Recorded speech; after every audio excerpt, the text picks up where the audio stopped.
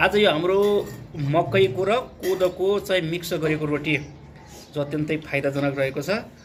मकै र कोदाको पिठोको रोटी, यो कुखुराको मासु।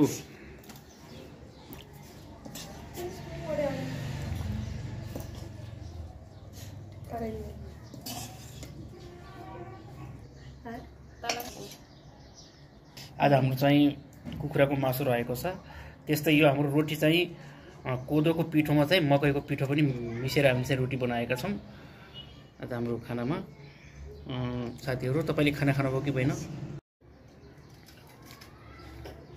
मिठो छ? मिठो छ उसमा?